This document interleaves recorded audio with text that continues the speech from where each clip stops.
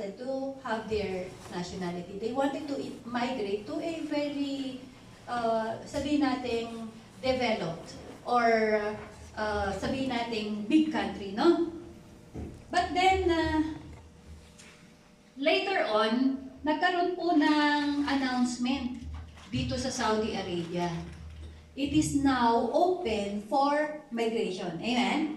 They will give you nationality, Saudi nationality, if, I will just mention two number one requirements for you to become a Saudi national. Number one, you should be filthy rich. Because if you are going to put up a business here, they will benefit from you. That's why they will grant you the nationality.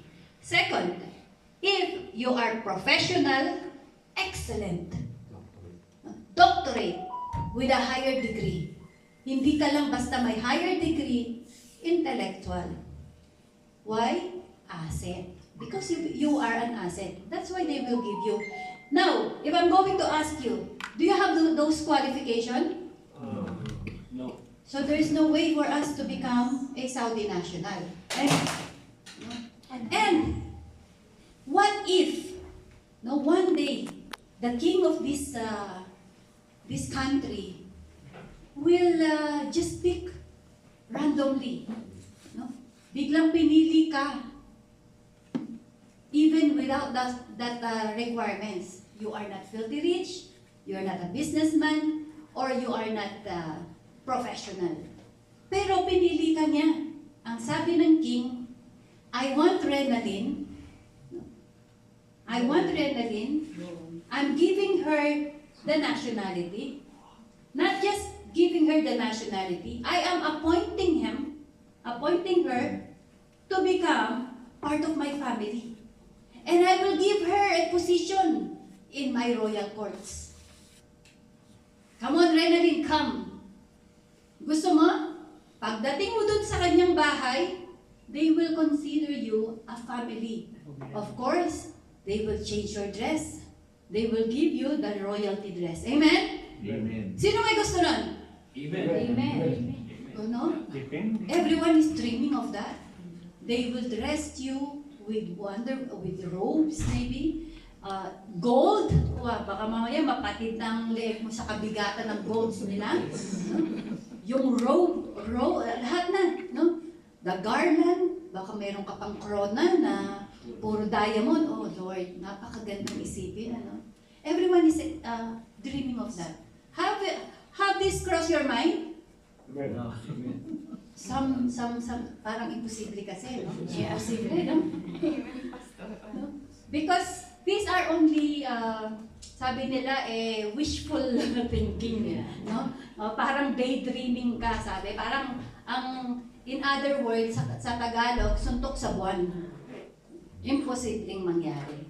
But you know what? I have a good news for you. Because God is offering you a position. God is picking you personally, selecting you personally, and giving you the highest position that a person can ever have on earth. Amen. At alam nyo, hindi lang basta king ang pumili sa inyo.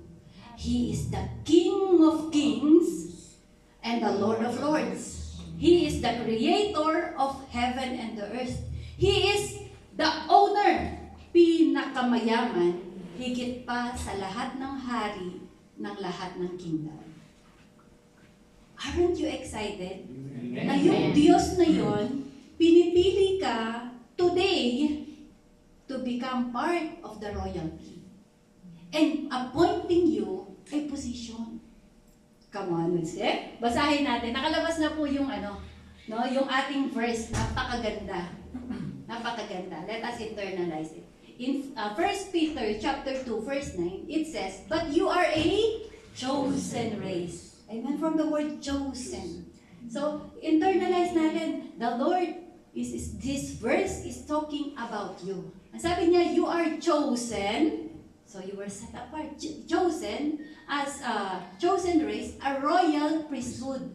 So, ina-appoint ka as a royal priesthood. Okay? A holy nation, a people of God's own possession, so that you may proclaim the excellence of Him who called you out of darkness in His marvelous light. Napakaganda nitong selection ng Panginoon sa atin only for us to be a royal priesthood. And mind you, not just priesthood, but a royal priesthood. Mas mataas pa, better, higher calling than the priest in the Old Testament. Because in the Old Testament, they are only high priest. But you are a royal priesthood. With royalty and being a priest. Okay po? So, ang title natin is Consecrated to Royal Priesthood. Okay? Amen. So, let's move on. Yung pong verse na binasa natin, if we're going to analyze the verse, consecration, from that verse, consecration meaning set apart. So, personally, sineparate ka. Sinet apart ka. For what? For God's holy purpose. What is the purpose? For you to become a royal priesthood. So, to be cleansed, you cannot be a royal priesthood unless you are cleansed, you are anointed, and commissioned to priestly duty. Same po, parang dun sa king, unless the king will put the crown at sinasabi niya, I am appointing you to become a royal member of the family. Or yung sa The Knights of King Arthur, unless I dub thee, yung pong sword, no? I dub thee to become a knight of King Arthur, yung round table, no? Unless po merong ordination, never kang i-acknowledge as a member ng kung anumang organization na yun. So, ngayon po, we will trace today how the Lord has chosen us. And if trace natin yung consecration towards to priesthood calling. Okay? So, kailangan natin to be cleansed, to be anointed, and commissioned to a priestly duty. So, anong duty natin? Priestly duties, ano? Kasi ang position natin is the highest. Consecration is not holiness. Sinabi ko na yan ng mga nakaraan. It is a preparation for a holy use. Okay. It's not about holiness, not perfection, but preparation for a holy use. God consecrate before He sends. Okay? So, may consecration, may appointment, merong tinatawag na parang sa iba ay ritual ang sabi nila. No? Meron pong mga ganong ceremony na ginagawa para ka ma-appoint as a priest. Okay. God always prepares vessel before releasing the authority. So, same po, pagka ikaw ay tinawag na royalty, unless na ikaw ay pinoclaim nung king that you are part of the royalty, then wala ka pang authority. But when you are already proclaimed, no, at saka mo palang masasabi, yung mga katulong nagmamadali na, nagsusuot sa'yo ng tsinelas, baka nga pati toothbrushin ka pang ganyan, or subuan ka pa ng ano. Okay? So, okay po. Ngayon, gusto ko po munang, gusto ko po munang malaman ninyo yung mga priest in the Old Testament. Who were the priests who called in the Old Testament? For you to see na yung priesthood is not just a putyo-putyo, sabi nga, na calling o position. This is the highest position na meron in the Old Testament. Okay? Ito pong calling ng mga priest na ito, it is the Lord Himself handpicked, no? Selected. Yung pong mga priest, sila po, bakit ko sinabing pinaka-highest position? Because priests are God's spokesperson. Kasi po yung priest can be a prophet also. Okay? From priesthood, tapos naging prophet po, no, later on. So, minsan magkasama sila. Kasi yung prophet, siya lang yung pwedeng mag-offer sa altar. So, siya din po ay priest, no, high priest. Siya po ay leader. Siya po yung sinusunod ng mga Israelites during the time. At sila'y advisor. Kasi nung nagkaroon na rin ng hari, no, from the time of King Saul, ang kanila pong hinihingan ng advice kung gegera ba sila doon, imagine nyo etong mga priest na ito ay mga ordinary muna bago sila naging priest. Bakit sa kanila manghihingi ng advice for a warfare? Where in fact, they don't have the experience and they are not from the tribe of Judah. When it comes to warfare, yung magagaling sa warfare, mga king o mga leader, galing po yan sa tribe of Judah. But the priests in the Old Testament were from the tribes of Levites, no? One of the tribes of Israel. Wala po sila, hindi sila magaling sa leadership, hindi sila magaling sa gera, but they were chosen by the Lord Jesus Christ, God the Father. Ngayon, God separate them from the other tribes for a special service in the tabernacle and later in the temple. So, ang service nila is in the tabernacle, no? Ang temple. Okay, eto po, makikita natin sa Numbers 3 verse 12 to 13 kung paano sila pinili ng Panginoon. Ang sabi, "Behold, I have taken the Levites from among the children of Israel. In place of every firstborn Israel from the womb, the Levites belong to me." Napakaganda, di ba? It is the Lord, no? "I have taken the Levites among the children." So parang kung iisipin mo, Kuya Jomel, among this group, ang Lord ang siyang pumili sa'yo, personal. At tinawag ka niya, "The Levites belong to me." Kuya Jomel, you belong to me. So may ownership. Pagkatapos, ang sabi pa niya, lalampasan ko na po, Ang sabi niya, "I consecrated to myself all the firstborn in the Israel." So it is the Lord who consecrated Kuya Jomel. Okay? They are mine, I am the Lord. So, napakagandang marinig, the Lord is calling you His. Akin ka. You are mine. Napakasarap. Saan ka pa? No? Yung bang, di ba, pagka yung mga hari na nakawayan ka lang or nakamayan ka lang, ay ba, napakasaya mo na, di ba? But here, lalo na pa kung artista pa yan. Nakamayan ka, nakawayan ka, kikilig-kilig ka, di ka na makatulog. Tapos, pero dun, yung sa king, uy, napansin ako ng king, no? Eto, King of Kings. Hindi ka lang niya basta napansin. Binigyan ka niya ng pansin. Amen. Personally.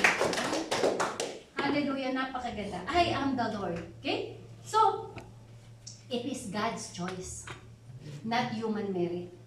Not because you are professional, not because you are rich, not because you have a high IQ. No. It is only God's choice. Kaya huwag mong isipin, do not think that you are not qualified for this position. You are 100% qualified because it is the Lord who's choosing you today. Amen? So, ano po yung God's pattern? No, may pattern po ang consecration from the Old Testament at inadapt na hanggang sa New Testament. Let us see in Leviticus chapter 8. The first consecration, the Lord says, ang sabi niya po kay Moses, "Consecrate your people, let them wash their clothes, for tomorrow I will meet them." Dun sa Mount of Sinai. From Egypt, yung kanilang captivity, nagkaroon sila ng exile, sila po'y na-free, no? At nung nakarating sila to the Mount of Sinai, the Lord spoken to Moses, "Let the people be consecrated and wash their clothes, for tomorrow I will meet them." So there is a consecration. And then the second consecration, eto na po yung sinasabi natin na in-appoint na si Aaron as a king, as a priest, no? At pagkatapos, meron pang isang consecration, yung na-message ko last Friday, sa Joshua chapter 3, verse 5, ang sabi niya, "Consecrate yourself, for tomorrow you will see wonders among you." Okay? So, meron po sa River of Jordan. Okay? Makikita po natin mamaya. Okay? So, first, meron pong 4 na, sabi natin, pattern for you to become a holy or a priest, no? For you to be appointed as a priest, meron pong 4 na gagawin. yung priest, dapat priest din ang mag-a-anoint sa'yo. Amen. So, in the time of Moses, Moses is not just a leader. He is considered priest. Okay? Moses is a priest. So, si Moses, ang siyang spokesman or spokesperson ng Panginoon. So, God spoke to Moses. He said, consecrate Aaron and his children. No? Yung kanyang mga anak na lalaki. So, okay. Ang first po, nung sila sineperate na, ito na yung gagawin nilang ceremony for Aaron to be proclaimed as the high priest. So, pagka siya naging high priest na, mataas ang position. Amen? Okay. So, first po, na dapat na process, the process of ceremony is washing. Washing. Tingnan natin ito. Sa Leviticus chapter 8 verse 6, Then Moses brought Aaron and his sons forward and washed them with water. So, kailangan pala may washing. Alam niyo po, napakaganda. Isingit ko na lang din, no? Doon po sa, ang unang consecration ng Panginoon, hindi man siya mention as consecration, pero doon sa the day of rest, sabi niya, and I consecrated the seventh day. No, sa day yon. At pagkatapos, yung pong nakalabas yung Israelites doon sa Egypt, sila'y natrap saan po? Sa Red Sea. Wala silang pupuntahan. So yung kanta kanina, I will, look above the waters. Kasi they are fearful of the water. But they don't know that there is a higher water, which is the living water, our Lord Jesus Christ, ang siyang magliligtas sa kanila. So it is a must for them to pass through waters, for them to be washed pala. Kaya pala, nakita ko, sabi ko, Lord, bakit naman dun mo pa sila dinaan? Kasi representation of God's washing from your captivity or from yung dati mong buhay, going to a new life, a life of freedom. So waters po, ang siyang itinaas ng Panginoon, which is Him. Siya yung nag-separate ng water at dumaan po sila.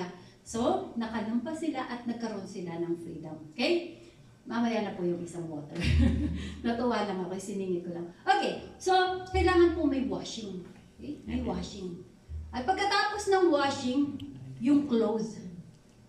Pinalitan yung damit nila. Parang kung ngayon, pag nakakita kayo nakaabito, siya ay pari. Pag nakakita kayo ng merong, yung Sakristan. yung pito, at saka yung batuta, security guard. Di ba? O kaya yung mga merong mga bara-bara dito. Diba? So, kailangan, meron palang clothing for identification. So, Aaron and his son were given a new clothing as an identity of their new position. So, dapat may clothing. So, ano po yung clothing na binigay sa kanya? Leviticus 8, 7, and 9. He put the tunic on Aaron, tied the sash around him, clothed him with the robe, and put the ephod on him. Yung pong ephod, yung maraming bato-bato. Okay? He tied the woven band on the ephod around him and fastened it to him. Then he put breastplate on him and placed him, basta, mayroon pong damit. Okay? Basta may bagong damit na inilagay dun sa, basahin nyo na lang po yung Leviticus chapter 8 nang di tayo magtagal. So, mayroong bagong damit. That means you identity. Okay? Pag sila, kakaibang damit nila. Meaning, they have the highest position. Ano yung pang-apat? Anointing of oil. Okay. Nakaligo na sila, binihisa na sila. Ang pang-tatlo ay anointing of oil.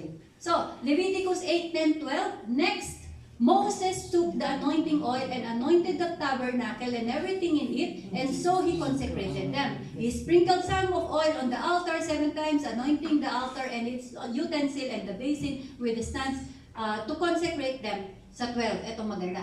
He also poured some of the anointing oil on Aaron's head and anointed him to consecrate him. Okay? Yung pong anointing, that is the authority na ibinibigay na. Yung kanina, for them to be distinct, kaya meron pong damit. Pero yung anointing of oil, that is the authority given to Aaron to become the priest. Okay? At syempre, number 4, kailangan ng blood offering. Ang sabi natin, no, palagi ang Diyos, laging merong blood. So, dapat po may blood offering. Alam niyo po ba, okay, I will, in verse 23 hanggang 24, Moses slaughtered a ram and took some of its blood and put it into Aaron's earlobe. Dito, itong dito, sa earlobe. At pagkatapos yung kanyang right thumb, at saka big toe, right foot. Moses also presented Aaron's sons and put some of the blood on their same po. Kung ano yung ginawa kay Aaron, the same thing that Moses did dun sa anak. Bakit po kaya merong dito sa lobe at saka dito at saka sa toe? Kasi dito para marinig nila yung word of God. Okay? At dito sa thumb for the works, lahat ng gagawin nila in the tabernacle ay patungkol po dun po sa holy na purpose ng Panginoon. At pagkatapos ng kanilang feet, they have to walk in righteousness. Holy life po dapat ang kanilang lakaran. Okay, so God, yun po yung way nila noon. At bakit pa pala po may blood offering? Kasi pag hindi mo binigyan ng blood offering, hindi ka pwedeng pumasok dun sa Holies of Holies. Kapag pumasok po yung priest doon na hindi nag-offer ng blood at hindi siya naglagay ng blood dyan at sa kanyang mga finger at saka toe, pagpasok niya dun sa place ng Holies of Holies, patay, babagsak na lang. Kaya po yung damit ng mga priest during the time, merong 9 na bells at saka 9 na fruit, magkakatabi yun, interchange, para naririnig nila. Kapag naririnig nila yung bell, buhay pa yung priest na nandoon. Because the priest represents the people. Kung wari si Ate Elizabeth, gustong manghingi ng kapatawaran sa Panginoon, mag-offer siya. She will come to me, give me yung kanyang offering, i-slaughter natin yung offering, pero bago yun, ako munang mag-offer. Kasi pag pumasok ako doon, nang ako mismo hindi nakahingi ng kapatawaran, I will drop dead. Okay? So habang naglalakad siya, buhay pa yung ating pari sa loob. Pag hindi na po, hihilahin na lang yung taling mahaba para makalabas yung pari. See? Napaka meticulous yung position ng pare or yung nung priest kasi your life. Yung life mo ay at stake, nakataya yung buhay po ng pare. Okay. So ngayon, tingnan natin, ang pattern po na ito, no, ay kinip ng Panginoon hanggang sa New Testament. So, okay. Bakit ko po ginagawa to para makita ninyo that tayo qualified talaga to become a priesthood, that we are really chosen. Ang sabi dito sa Matthew 5:17, do not think that I have come to abolish the law or the prophets. I have not come to abolish them, but to fulfill it. So, lagi sinasabi yun, no, dumating ang Panginoon, kasi sabi ng mga priest, why is your teacher eat without washing the hands? At marami pang mga pinupuna sa kanya. At bakit daw during the rest or Sabbath day, he do work? But then the Lord still keep on saying he did not abolish any of the law, but he fulfilled it. At isa po sa finulfill ng Lord is the consecration to a priesthood. Okay, sa Matthew po 3:13-5, ito yung pagkakataon na siya ay na-meet ni John the Baptist. Okay? Ang ngayon, nasabi ni John the Baptist, even me, I don't have,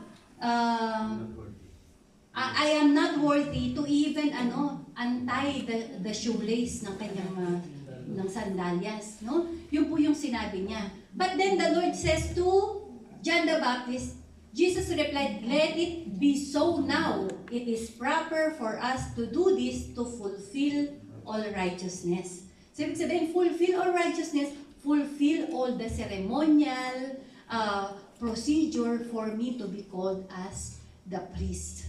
Amen? Napakaganda. So, Jesus Christ fulfilled, He did not abolish. Kasi hindi niya pwedeng i-abolish because sabi natin, when God says, He fulfilled it. He cannot break His word. Amen. So, si Jesus na-consecrate siya as a high priest in what way? Na natin, first, washing. Dumaan ba siya sa washing? Amen. Of course, He went to the river of Jordan. At dun sa river of Jordan, nakita niya nga si John the Baptist at siya ay hinugasan. Pero teka lang, kailangan yung magbabaptize should be also a priest. Is John the Baptist a priest? He is part of Levites, yes. Ang mother niya, si Elizabeth, is from the tribes of Levites. Same as Zechariah, he is the prophet during the time. He is also a high priest at siya po ay from the tribe of Levites. But during that time, we also have a high priest they call Caiaphas. Pero before that, in the spirit, the Lord acknowledges John the Baptist as the true high priest of the Lord. Amen. Kaya siya po ang nag-water baptize sa ating Panginoon. Hallelujah! Amen. Hallelujah! God is so amazing. So, clothing. Yung clothing niya, it meaning identity. Alam niyo po, it is not changing of dress. But it is the confirmation. When the Father says, "This is my Son, whom I love." Okay? Yung identity niya that He is God. Amen? He is God. Hallelujah.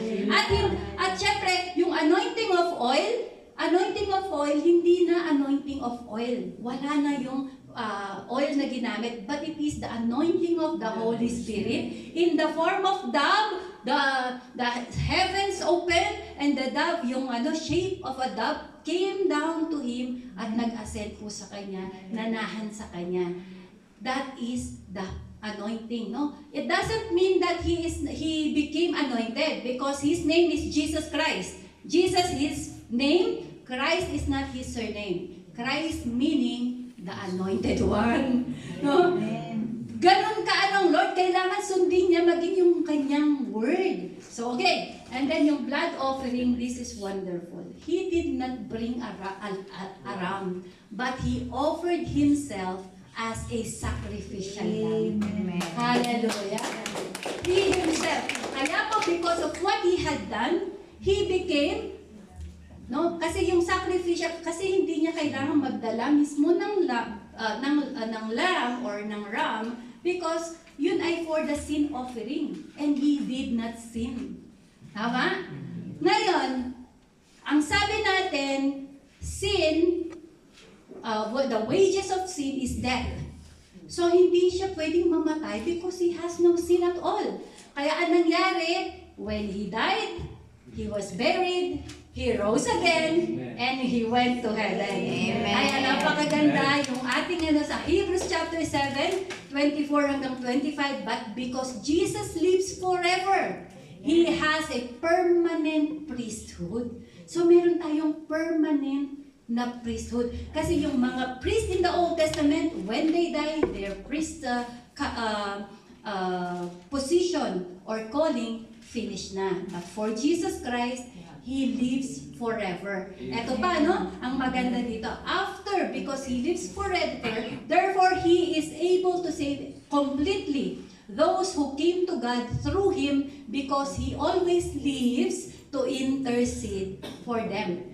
So Jesus Christ is seated at the right-hand throne of the Heavenly Father, interceding, continually praying for the man. At yung trabaho po dapat ng priesthood, always praying, interceding for the reconciliation. Amen. Na yung tao ay muling bumalik sa Panginoon. So that's Jesus Christ is continually doing. Amen. So let's move on. Yung book symbolic in the Old Testament became a spiritual reality in our time. Okay? Yun pong ginawa ng ating Panginoong Jesucristo. Let's talk about our consecration. O sige. Okay, ito na. Exciting. Okay? So, our consecration, paano po nangyari? In Hebrews chapter 4, 14 hanggang 16, ang sabi dito, therefore, since we have a great high priest who has ascended into heaven, Jesus, the Son of God. Sino yung great high priest? Jesus. So si Jesus dapat ang siyang mag-a-anoint. Siya ang gagawa ng ceremonial. He is the only one qualified to do ceremonial for us to be appointed as a high priest. Okay? So, eto po, first in the washing. We are now being washed not with water, but by the word. No? By the word that leads to repentance. Sino po ng mga water baptized dito? That is a good illustration of our consecration. No, preparing na tayo po is to a priesthood calling. Yun po ay declaration lang natin publicly. But in the spirit, we are already washed. Ang sabi niya, by what? By the word of God. No one can be consecrated if he did not hear the word of God. Kaya po sinasabi, I am not ashamed of the word because of the gospel, because this is the power unto salvation. So no one can be saved, no one can be appointed as a priest unless he hears the word of God. Why? Because the word of God, ang sabi dito sa Ephesians 5:26, the word of God to sanctify her, cleanse her by the washing with water through the word. So yung po palang word is it's like a water that cleanse us. So the more we hear the word of God, we are being washed every day, being cleansed every day. Amen po. So sa John 15:3 sabi, you are already clean. Period. No? Bakit period? Because of the word that I have spoken to you. Have you heard the word? Amen. Ang sabi, anyone po na tumanggap sa Lord, no, they will not accept the Lord unless they first heard the word. Amen. Okay. Tapos sa Acts 1, when they heard these things, what they heard? These things, the word of course. When they heard these things, they become silent. And they glorified, saying, then God has granted repentance that leads to life even to the Gentiles. Kahit po sa ating lahat, it leads us to repentance. So meaning pala yung washing, first is hearing the word of God. And when you hear the word of God, you come to your senses and you repent. So washing represents repentance. Amen. Okay? First is repentance. Amen. Hallelujah. So, sumunod, pag ikaw ay nag-repent, and then you proclaim, you receive Lord Jesus Christ as your Lord and your Savior, magkakaroon ka na ng bagong clothing, identity. Hindi ka mag-aabito katulad ng mga pare, same as you, kung style ni Kuya Jomel, ganyan. Style ni Ate Roda, wala siya. No, ganon. Diba? Yung pong clothing, as sabi natin, it becomes our new identity. Ano po yung kinload sa atin? Ang sabi sa Isaiah 61, verse 10, I will rejoice greatly in the Lord. My soul will exult in my God. For He has clothed me with garments of righteousness. When we proclaim that Jesus is our Lord and our Savior, we received Him as our Savior, meron ka ng garments of salvation. Damit pala yun. Hindi lang yun. Ang sabi, He has wrapped me with the robe of righteousness. Kaya nga po, the Lord, the Father, will not look at you as sinful. He looks at you with a robe of righteousness. Amen? Amen. You are not sinful. I am seeing the robe, yung identity mo as a new creation. That is what God can see. A bridegroom decked himself with garland. Yung garland po yung nilalagay sa ulo, no? Ay tayo pala ay meron ng garland. No? Ano yon? Yung mga crowns. Ngayon pa lang, nandiyan na siya. Doon pa lang may physical na, pero ngayon meron na tayong mga garland or mga crowns. And as a bride adorned herself with jewels. Ay, wala sinabi yung mga diamond nating kakaprangot na ganyan. Napakaganda. Okay, in the spiritual realm, this is meant, but to all did receive Him, to those who believe in His name, He gave them the right to become Children of God. So what is our new identity? Children of God. Amen. No? Amen. Hallelujah. First, it has to be, ma-meditate natin. It has to be, magkaroon ng rema sa buhay natin para mapaniwalaan mo na ikaw ay bago ng identity. Hindi lang yun. Ang sabi sa 2 Corinthians 5:13, so then, if anyone is in Christ, It's a new creation. is a new creation. The old things has passed, the new has come. Kung dati kang makasalanan, that is nothing today. You're no longer the same. You are new creation in Jesus' name. Hallelujah. Hindi ka lang basta new creation, napakaganda. You are a royalty. You are the son of the King of Kings and the Lord of Lords. Hallelujah. So, ngayon, dito po tayo, no? Sa anointing of oil na. Okay? Kailangan dumaan tayo. Sa anointing of oil, of course, it is the anointing of the Holy Spirit. Okay? The anointing of the Holy Spirit in 2 Corinthians 1:21 hanggang 22. Now it is God who established us, you in Christ, and has anointed us. Who also put His seal on us and gave us His anointing. So there is a seal. Yung anointing, hindi na po siya mawawala. It's already indwelling. Nasa inyo ang Holy Spirit. You are anointed. And it is a guarantee, it is a seal that you are the sons of God. Amen. Hallelujah. Praise the Lord. So, like the oil consecrated Aaron to serve, tayo po ay consecrated to what? To serve din. Diba? To serve them and to live a holy life.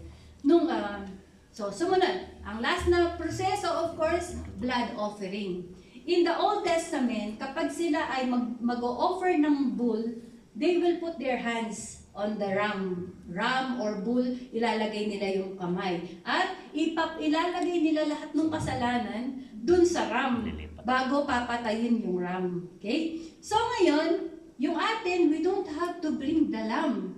Every day, kasama natin yung lamb. So every day, you have the authority to come in the presence of the most holy place without fear na baka bigla kang bumagsak na patay because you still have, kasalanan. Amen? Nakalimutan na magdala ng lamb, ng dugo, mag-offer, kaya takot na takot baka bumagsak. But now, we are no longer afraid to approach the most holy place because every day, we put our trust in the Lord Jesus Christ, proclaiming He is our sacrificial lamb. Amen. Hallelujah. So, sa 1 John 2:2, He Himself is the atoning sacrifice of our sin. And not only for ours, but the sin of all. No? Ultimate sacrifice. Hallelujah. Once and for all, ginawa ng Panginoong Jesucristo, we don't have to worry about the sacrificial law because it is always ready. Kaya pag pupunta tayo in our prayer, no? Because yun ang duty ng isang priest to come into prayer, to intercede. O yung mga intercessor natin dyan sa mga prayer meeting, napakaganda, ginagawa na po pala natin yung priesthood duty natin. No? So when we come to the most holy place, kaya nga ang prayer natin, in Jesus' mighty name. Amen. Because we always bring the lamb, that offering. Amen. Hallelujah. So, unlike Aaron, only earlobe lang. No? Yung right thumb niya lang. Yung kanyang right toe lang. Ang inanoint, or in-sprinkle. But, tayo po ay fully covered. Amen. We are fully covered. Napakaganda. At, para sa daw yung earlobe, marinig ng Word of God. O ba, everyday kasama natin yung Holy Spirit. Nire-remind niya tayo sa lahat ng sinabi ng ating Panginoon. Amen. Hallelujah. Praise God. So, in the Old Testament priest, they put the sacrifice, sinabi ko na kanina, pero sa atin, we don't have to sacrifice without Amen. fearing that we fall dead, fall dead kasi meron nga po tayong offering na pakaganda. Hallelujah. So, sa sa ating conclusion. Ayun. We are holy priesthood. Amen. Believe? Amen. Amen. Can we declare? Amen. We are holy priesthood. Amen. I am a royal priesthood. I am a royal priest. I am a royal priest. Amen. Tingnan natin yung verse po natin. Yung verse natin, ang sabi sa verse, balikan lang natin yung ating main verse. Ang sabi, but you are chosen race. Set apart ka. Inihiwalay ka na dun sa dati mong mundo, dun sa madilim na parte ng buhay mo. You are already set apart from darkness. You are already brought into lightness in the light of the Lord Jesus Christ. Kaya you are no longer darkness, but you are a light. Ikaw ay menorah na. You become part of the menorah. And then ang sabi, a royal priesthood. You are Kuya, anointed as a priest. You, Kuya, anointed as a priest. Ate, you are anointed as a priest. Ate Elizabeth, you are anointed as a priest. We are anointed as a priest. Amen. Then sabi, a holy nation. You become holy because of that consecration. Ang sabi po yung dating verse natin sa 1 Corinthians chapter 6 verse 11, you were washed, you were sanctified, and you were justified in the name of the Lord Jesus Christ and through the power of the Holy Spirit. Ang sabi doon. So you are already washed, you are sanctified, and you are justified. At ang pagkatapos sabi, a holy people, God's own possession. Sa Panginoon ka. You belong to Jesus. You are a child of God. Amen. You are victorious. You are anointed. You are called. You are set apart. Hallelujah. Napakagandang katotohanan. No? So that you may proclaim. So hindi ka lang in-appoint as a priest, meron kang duty. Amen. What is your duty? To proclaim the excellencies of Him who called you out of darkness into a marvelous light.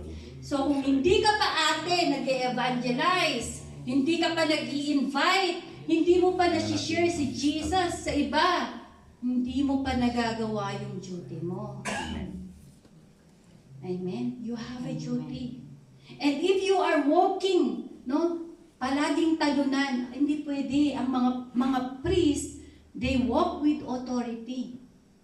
They walk with authority. Hindi po pwedeng, tayo lalamya-lamya. Kasi nakikita ng kaaway natin in the spiritual realm, hindi niya alam ang identity niya. Yes. Hindi niya alam na yung kanyang clothes is bago na. Nakikita in the spirit. Sinong hindi nakakakita ng position mo? Sinong hindi nakakakita ng position mo that you are priest, that you have a new clothing? Sinong hindi nakakita? Alam niyo, in the spiritual realm, the devil sees. Satan sees it. Who doesn't see? Ikaw mismo. Ikaw mismo, hindi mo nakikita. Kaya hindi nangyayari sa buhay mo because you yourself doesn't know. And thank God, binigay niya sa atin ang message na to sapagkat tayo, kailangan alam natin, we know our position in the Lord. Amen? Amen. Hallelujah. So, last po, again and again, I will declare I am a royal priesthood. Hindi lang basta high priest, kung hindi royal priesthood. Dahil yung nag-anoint sa atin, hindi lang siya basta high priest from the tribe of Levi. He is from the tribe of Judah. So, siya ay King of Kings. Siyang nag-anoint sa atin, kaya siya tayo tinawag na royal, at yung ating duty ay to become a priest. Hallelujah. Okay? So, muli. So, we must proclaim that. This is not just a duty of a pastor. We are not the only one na kailangan merong duty ng priest. Amen.